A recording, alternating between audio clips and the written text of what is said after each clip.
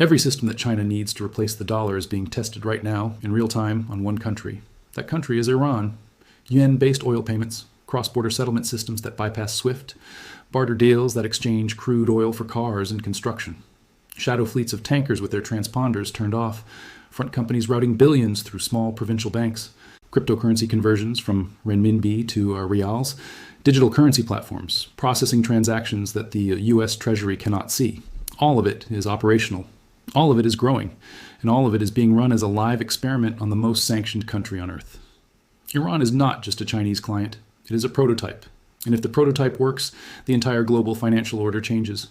To understand why Iran became the testing ground, you have to understand what American sanctions accidentally created.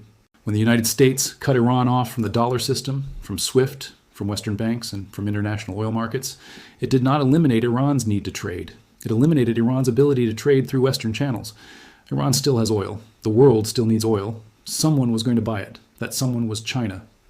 China now purchases over 80% of Iran's seaborne oil exports. In 2024, Chinese imports of Iranian crude nearly doubled compared to 2022 levels, reaching approximately 1.5 million barrels per day, according to shipping analytics firm Capeler. Chinese customs data does not show a single barrel shipped from Iran since July 2022, but the oil keeps arriving. It arrives through a system so sophisticated that it functions as a parallel financial and logistics infrastructure entirely outside Western control.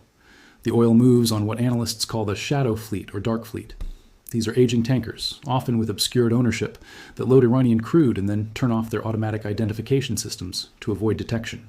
The oil is transferred between ships at sea, sometimes multiple times, in hotspots around the Strait of Hormuz, the waters off Malaysia, and the South China Sea. By the time the cargo reaches a Chinese port, the paperwork shows it originating from Oman, or Malaysia, or some other non-sanctioned source. The origin has been laundered. The oil is the same. The discounts are enormous. Iranian crude sells at roughly $6 to $7 per barrel below comparable non-sanctioned grades. Over millions of barrels per day, this discount saves Chinese refiners billions of dollars annually. The primary buyers are independent Chinese refineries known as teapots, concentrated in Shandong province. These small refineries purchase Iranian crude on a delivered basis, meaning the sellers arrange everything, including transportation, shielding the Chinese buyers from direct sanctions exposure. But the real innovation is not in the tankers. It is in the payments. Iranian oil payments do not touch the dollar. They do not pass through SWIFT. They flow through a dedicated network of small Chinese banks, yuan-denominated accounts, and increasingly through China's cross-border Interbank Payment System, known as CIPS. According to the most recent data, 84% of all bilateral trade between China and Iran is now settled in yuan. Western officials estimate that roughly $8.4 billion in oil payments flowed through these channels in 2024 alone. CIPS is the backbone of this parallel system. It processed the equivalent of 245 trillion yuan in transactions in 2025, a staggering figure that reflects its rapid growth as a settlement alternative to dollar-denominated SWIFT channels. CIPS now connects over 1,600 financial institutions across 110 countries. It is not yet a replacement for SWIFT, which still handles the majority of global payments, but it does not need to replace SWIFT. It just needs to provide an alternative for countries that cannot or will not use the dollar. Iran is the proof of concept. The payment innovation goes deeper. Chinese automaker Sherry and metals firm Tongling, non-ferrous metals, have established barter arrangements with Iranian counterparts. China exports semi-knockdown car kits to Iran, where local firms assemble them into finished vehicles. Iran pays with oil and petrochemical products. The transaction never touches a bank at all. It is a direct goods-for-goods exchange that bypasses every financial regulation, every sanctions framework, and every compliance department in the Western banking system. It is primitive in concept, but revolutionary in implication. If you can run a multi-billion-dollar trade relationship through barter, you do not need dollars. You do not need SWIFT. You do not need anyone's permission. Then there is Project mBridge. This is a multi-central bank digital currency platform originally developed under the Bank for International Settlements, involving China, Hong Kong, Thailand, the UAE, and Saudi Arabia.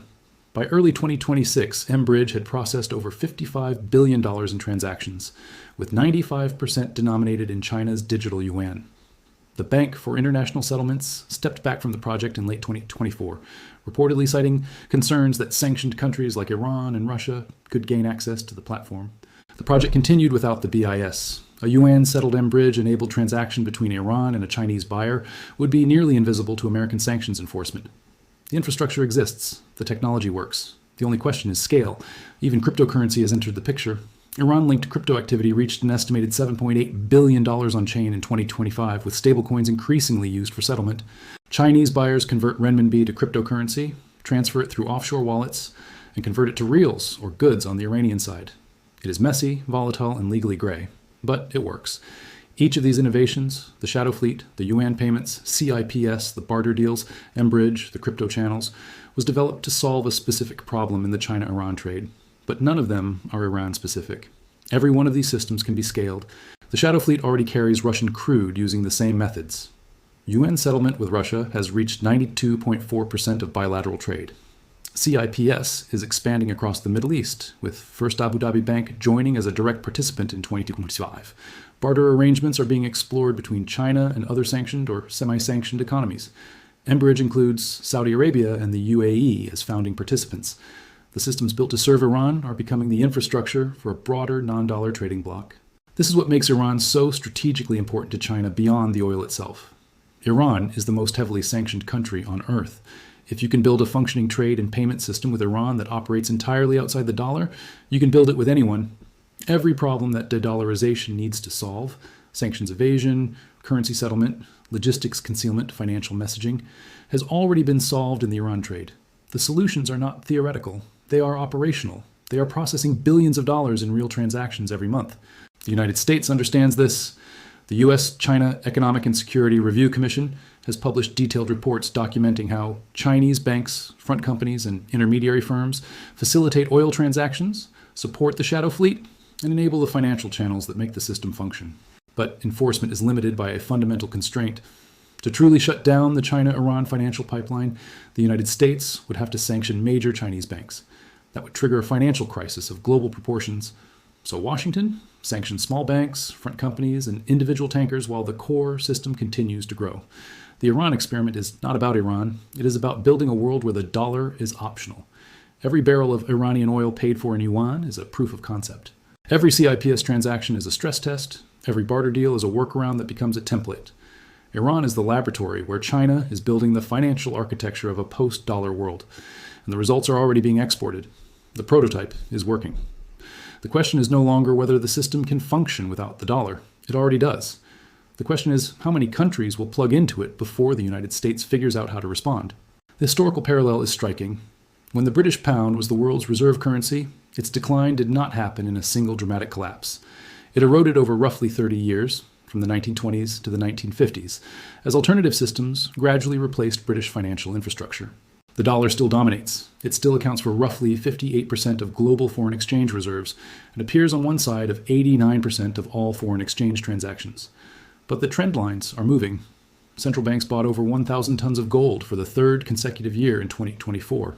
The yuan's share of global trade settlement is growing, and the infrastructure being built in the Iran trade is the most advanced non-dollar financial system ever constructed. The irony is that American sanctions policy created the very conditions that made this possible. Every time Washington cut a country off from the dollar, it gave that country a reason to build an alternative. Iran was the first, Russia was the second, and every nation watching, from Saudi Arabia to Brazil to India, is taking notes. The dollar's greatest threat is not a rival currency. It is the accumulation of systems built by countries that were told they could no longer use the original. Iran did not choose to become the testing ground for the end of dollar dominance. It was pushed there by the same sanctions that were supposed to bring it to its knees, and now the test results are being shared with the rest of the world.